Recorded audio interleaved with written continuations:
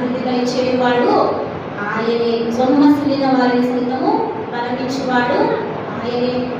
ఈరోజు మనమే ఒక బౌండరీస్ వేసుకున్నామేమో, కొన్ని మనమే సరిహద్దులు తీసుకున్నామేమో.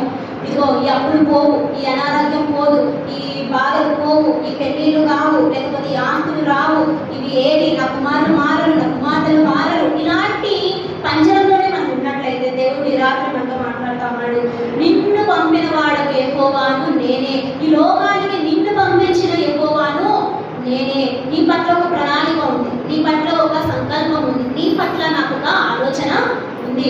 దానిని నువ్వు గ్రహించగలిగితే, దానిని మనము పట్టుకొనగలిగితే ఫలాన్ని దయచేసే దేవుడు, కార్యాలను సఫలం చేయగలిగిన సుసంపన్నుడు, మన యొక్క సృష్టికర్త మనకు తోడుగా ఉన్నాడు, సిద్ధంగా కూడా ఉన్నాడు. చూడండి, రాత్రి సొమ్మసిల్లిపోయిన పరిస్థితుల్లో మనం ఉన్నట్లయితే, బలం లేని పరిస్థితుల్లో, శక్తిహీనంగా మనం ఉన్నట్లయితే, ఏమీ లేదు, అన్ని కిటికీలు లేదంటే అన్ని డోర్స్ ఓపెన్లో లేవు, క్లోజ్ అయిపోయినాయి అన్న సందర్భంలో కూడా దేవుడు ఖచ్చితంగా మన కొరకు ఒక నూతనమైన ద్వారాన్ని తెచ్చేవాడుగా ఉన్నాడనమాట.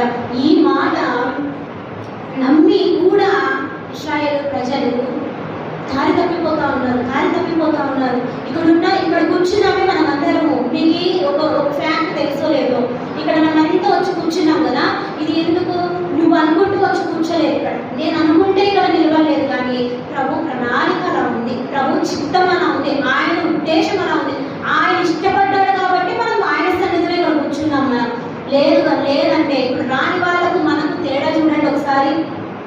రాని వాళ్ళకు దేవుని కృప లేదని అర్థమా? కాదు. వారికి దేవుని కృప ఉంది, దేవుని దయ ఉంది, వారు గ్రహించని వారు. అయితే మనము దేవుని కృప, దేవుని దయను గ్రహించాము కనుకనే ఆయన మనమే ఉండాలని సిద్ధపరిచినటువంటి సన్నివేశం. చాలాసార్లు మనం అనుకుంటాం కదా, ఎవరైనా రాకుండా ఆగిపోయినప్పుడు నేనే కారణమేమో, ఫలానా వ్యక్తి కారణమేమో అని అనుకుంటామేమో. మత్తయి రాసిన సువార్తలో ఏమనుందో తెలుసా? నేను నాటని మొక్క ఏదైనా సరే, నేను నాటని మొక్క పెళ్ళగింపబడి వేయవలసినదే. నేను నాటని మొక్క ఏదైనా ఉందివ్వండి, అది ఇలా పీకి ఇలా పక్కకు పడిపోవాల్సిందేనంట. ఎంత భాగ్యం చూడండి మనకు. సొమ్మసిల్లిన పరిస్థితులలో ఉన్నామేమో ఇక్కడ ఉన్నవారు, శక్తి లేని వారంగా మనం ఉన్నామేమో ఈ సందర్భంలో. బలమిచ్చేవాడు ఆయనే, నూతన బలము, నూతన కార్యాలు చేయువాడు ఆయనే. ఇక్కడ విద్యోను అదే అంటున్నాడు, విద్యోనుతో నీకు వెళ్ళి ఇశ్రాయేలు ప్రజల్ని మిద్యానీయుల చేతి నుండి విడిపించు, నేను నీకు తోడైతున్నానంటే నమ్మలేదు విద్యోను. చూడు అంటున్నాడు, చూడు 15 వచనంలో, అతడు చిత్తమున ఎరిగినవాడు